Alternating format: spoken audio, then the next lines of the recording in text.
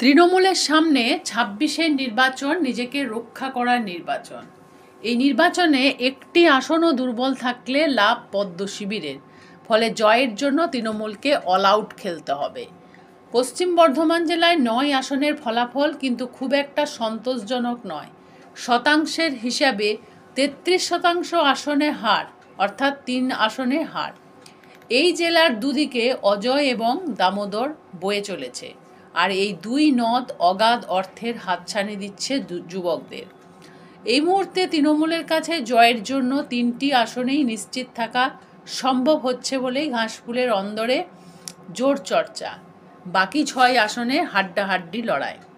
তবে ২৬-এর নির্বাচনে সিপিএম যদি পদ্ম তাদের কাজ সেরে দেবে এই আশায় বসে না থেকে নিজেদের ঝান্ডার গরিমা রক্ষা করতে পথে নামে, তবে পদ্ম এই জেলায় শূন্য হয়ে যেতে পারে এবং সিপিএম জামুরিয়া এবং রানীগঞ্জ উদ্ধার করতে পারে, এমন সম্ভাবনার কথা শোনা যাচ্ছে খনি অঞ্চলের রাজনৈতিক মহলের একাংশের থেকে।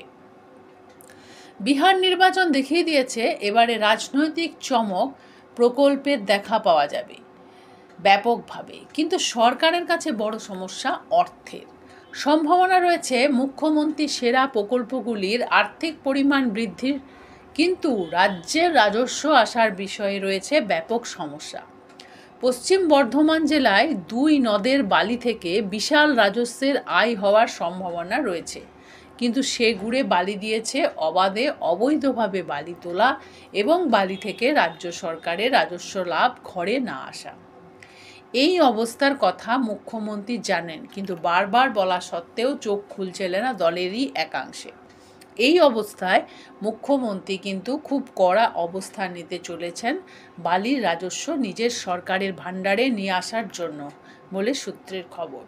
বালি থেকে রাজস্ব যা আসার সম্ভাবনা রয়েছে তাতে প্রান্তিক থেকে মধ্যবিত্ত লক্ষ্মীদের ঘরে লক্ষ্মী লাভ করানো খুব সহজেই সম্ভব বলেই মত তৃণমূলের নেতাদের একাংশের। এই অবস্থায় বালি হতে পারে অন্নপূর্ণা বনাম লক্ষ্মী ভাণ্ডারের লড়াইয়ের, লক্ষ্মী ভাণ্ডারের জয়ের চাবিকাঠি। কিন্তু সমস্যাও রয়েছে। চোরাবালিতে আটকে পড়েছেন বহু ঘাসফুল নেতা, আর তা থেকে উদ্ধার পাওয়া খুব মুশকিল। এই অবস্থায় মুখ্যমন্ত্রী গ্যামাক্সিন না ছড়িয়ে কিভাবে বিছে মারবেন তা দেখার বিষয় বলেই মত ঘাসফুলের একাধিক নেতার। হাতে সময় খুব কম, বিজেপি এবার মরিয়া বাংলা দখলে। ভোট রণে কোনো কিছুই অন্যায় দেখেন না মশা জুটি, তাই মুখ্যমন্ত্রীর মাস্টার স্ট্রোক বালিতে কি হয় তা সময় বলবে, কিন্তু বালি থেকে রাজস্ব না এলে ৯ আসনেই বালি হবে পথের কাঁটা।